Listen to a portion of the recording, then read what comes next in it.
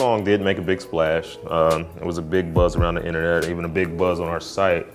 But that was in March, and now it's September 2016. You know, from everything that you've seen so far, do you think the buzz has deflated? Do you think he squandered the opportunity, not only leaving Funk Volume, but getting his own imprint off the ground? No, I mean, I think the cool thing with music these days is there's not really an opportunity to squander. You always have the ability to kind of breathe life into something, even if something's dead. You can always kind of, the opportunity is definitely still there for Hopsin has a great platform. He can build something on that. I don't think I think he was he probably celebrated the success of Illmind and Illmind 8, but it's like, okay, you created this hoopla, now what? You know, what's gonna continue to build the momentum? And that's what he needs to think about. You know, you threw away a team, a very talented team. You know, what are you gonna build stronger than that? I'm not saying he can't do it. He can, maybe, I don't know. But you said he doesn't work hard. He's not, he does. So it's gonna be, you know, I don't think he fully valued the infrastructure that I put in place for Funk Volume. And he's gonna have to do something similar in order to, you know, build Undercover Prodigy. It's easy for artists to not understand the infrastructure or the non-artist things that go into building a label. Because there's a lot that goes into it. You know, there's a lot that goes into making these things happen. Of course, the artists, the music and the videos, you know, that's the most important thing. That's the product. But, you know, what about the infrastructure? What about the people that you need to support that and to promote that? You speak of infrastructure, and he went on the onslaught again in interviews saying that, you know, you guys need to bring a big industry bigwig in to help Funk Volume. Right. How did that make you feel?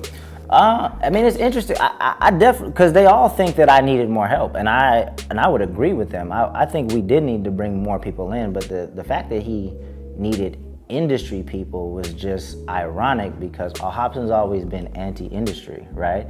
So, you know, we prided ourselves on letting the artists do what they want to do. So we never really needed industry people. We didn't need stylists and things like that. So when he wanted to bring on industry people, I'm not opposed to. I'm down for anything that's going to help push the squad forward. But the fact that you want to bring on industry people when you've been so anti-industry ever since I've known you is just kind of funny to me. But let's figure out who these people are and let's move. Because I definitely could need help. I definitely need more help. I'm not gonna lie to myself about that. That's one thing I think that we all could have agreed on, that we did need more help, for sure. So why instead of dissolving Funk Volume, why did that just happen? Because he got too upset at me telling him that he didn't work that hard and we didn't get a chance to go through the recruiting process of finding someone that could be a good fit. I mean, egos got involved, and I guess that was just such a comment that, you know, it just took to heart that it didn't give us the time to find those people I mean, I'm sure we could have found the right people to help, you know, and give him whatever he felt like he needed, but. How did it make you feel like when he goes like on Power 106 and, you know, he has the bigger voice and you have like people like J. Cruz like instigating the situation and, you know, what was your take, you know, because we're talking 6 months, right, you know, in between all this blow up, fallout, you know, all these daily articles all across the net, and now you're here. So, you know, you had to wake up and absorb this, and obviously I'm pretty sure you watched every interview. Yeah, I mean, at some point, I mean, like I said, it was embarrassing, but at some point it's just kind of like scary, right?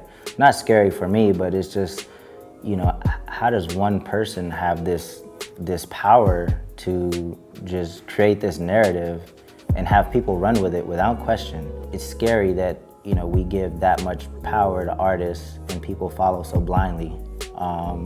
So I think once you get past the embarrassment, you're just kind of shaking your head like, damn, Like, these people just follow anything. You know, it's just like, all you gotta do is point and say, hate that guy, and everybody just comes running with their pitchforks. Like, damn, you guys ain't gonna question anything? Like, how's your social media these days? It's died down. I mean, I don't get as many death threats. You know, I don't get as many death threats anymore. You know, for a while it was, and I kind of backed off social media, and I would read through comments, but it was pointless, you know, because again, it's not just Funk Volume fans that I have connected to social media, man. I got friends that I worked with overseas, from my corporate world, from, you know, going to school, that were seeing this. Like, I could post a picture of me and my mom, and then here they come. Did any of the artists fight for Funk Volume? You know, you and Hopsin had your rift, and you know, you seemed like you guys were blue, red, left, right, up, down, right. Total opposites on the situation. But did any of the artists say, we need to band together?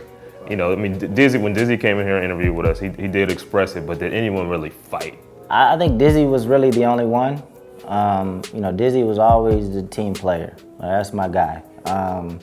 You know, he's always trying to think about the squad. What can we do to? Because it was always fixable even in my eyes. Dizzy, like, it was such a simple thing. Like, it was, you know, maybe Hob just needed time to calm down. Are we talking like money or like profits? What are we talking about? What do you mean? It's a simple fix. You know, did he need more money to? If it was money, that wouldn't have been an issue too. It's like Hob, if he just wanted more of his, you know, a bigger percentage from his, whatever it was, like, it could have. Emotions just got involved when I told him that he didn't work hard, like, and it just struck a chord. It just struck a chord with him. And that was y'all's first riff, first big explosion? Yeah, I never really got into it with Hop. Like, we didn't have arguments like that. Like, Hop's the kind of person that would let a lot of things like get built up, you know, and when he says certain things to me, I could be like, okay, this may not be just this. It may be coming from somewhere else, but he's not somebody that's gonna be able to communicate what that is, right? But we never really had, you know, arguments, you know? So I just assumed that he just kind of needed some time to calm down. You know, we can have a conversation about it, and we just keep things moving. And so you said Dizzy fought for Funk Volume, but right. Jaren kind of stayed neutral, or what did he do? Yeah, Jaren was just like, man, these cats is going through it. I'm gonna let them do, you know, let them sort it out. I talked to Jaren recently though, and he says that's one of the things he does regret, is that he should have said more at the time, you know, because I think that now that Jaren's kind of moved on, he's working with other people.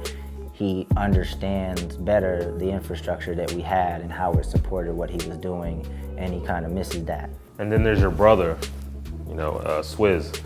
He was silent for most of it, but then he surprised everybody with his diss track, Automatic. Yeah, I don't think it was a diss track, and my brother didn't really say anything because he felt like, because he hadn't really been working for the past 3 or 4 years, that he didn't feel comfortable that he had as much of a say. And I guess I would argue that. I'd be like, look, man, you helped start this thing. You could talk whenever you want to talk, you know. But you know, maybe other guys feel different. I don't know. So that was just, he just didn't feel that comfortable. So he kind of stayed silent. He did. And do you think your brother would be ready to break his silence and actually release music anytime soon, or? I hope so. I wouldn't put too many timelines on my brother. I would never do that again. I just, whenever he's comfortable, you know, I hope, because there's a lot of people that are waiting for him to make music. So there's a lot of people that love and support the stuff that he does. So I just hope that he's able to get in the right space to be able to fully, you know, commit himself to making music and doing what he's got to do. You're still with Dizzy, right? Yeah. We're still with Dizzy. We're gonna start Still Moving, the label, and that's definitely gonna be a big part of what I'll do going forward. What type of situation are you looking for? Are you looking for a small roster, or are you looking to kind of equivalate what you have with Funk Volume and just transition into a new platform? I don't know. You know, we'll see how things develop. Like the original idea for Funk Volume, before we had the infrastructure that we built and the relationships that we had, the idea was for like Funk Volume to be kind of a stepping stone for artists, right? So an artist, kind of like an island Def Jam, where you come to Funk Volume, you get a boost of you get some momentum, get the cross promotion amongst all our platforms, and then you see what's next. It's not really a home. I mean, you can be if an artist feels like they want to stay with Funk Volume forever, and it fits the goals of that artist, and we can fully support it, then that's awesome. But if we kind of give them a boost and somebody else takes hold of them, say they want to sign to a major or a bigger independent, then there's opportunities for that. And at that point, Funk Volume could have still managed them, or they just could have cut our ties and be like, thanks, thanks for the boost, and go on and do whatever they wanted to do next. So I feel like Still Moving maybe is that. It's a platform for artists to create dope music the way they want to create, just like it was at Funk Volume. We still have a lot of resources that can help an up and coming artist, and maybe it makes sense to stay with Still Moving and keep putting out projects through Still Moving, or maybe it makes sense for that artist to go to RCA or Warner or whatever. I think every artist, depending on their individual goals, depending on the music that they create, can have there's different opportunities that make sense for each artist. So maybe we structure Still Moving kind of like that. I don't know. We haven't really decided on what it looks like, but I think the energy is better. It's all positive energy. Yeah, that's my next question. Like, are you optimistic, excited, or do you have like shell shock or PTSD coming out of this Funk Volume situation? No, I mean, for the most part, I feel like we did things the right way. Funk Volume was successful. I feel like we had the right mindset. We did things the right way. There'll be a few things I change from a leadership perspective, just like the way I do things, the way I communicate things. So you're not saying you were perfect in the dissolution of the Funk Volume? No, I mean, anybody that said that they were perfect, I mean, I didn't have to tell Hopsin he didn't work hard a second or a third time. Like, I could have kept that to myself, but my ego got involved too. It's kind of like, you're taking all these shots at me. Let me tell you why you don't work. I actually didn't get to tell him why I feel like he didn't work hard, but I didn't have to do certain things, But for the most part, we did things the right way. Funk Volume was super successful. We built it from nothing. We didn't have any relationships, nothing. We literally built it from our social networking platforms. Could you see yourself working with him down the line? You spoke of apology, that would be the next phone call. I doubt it. Nah, I mean... Even if he came to you open arms and wanted to reconcile? Man, it would be tough. But nah, I mean, to go... I could forgive, I'll forgive anybody that's done anything to me. But to put myself in that situation, to work with him, that would be tough. That would be really tough. But I wouldn't completely close the door on it, but it would be tough, for sure.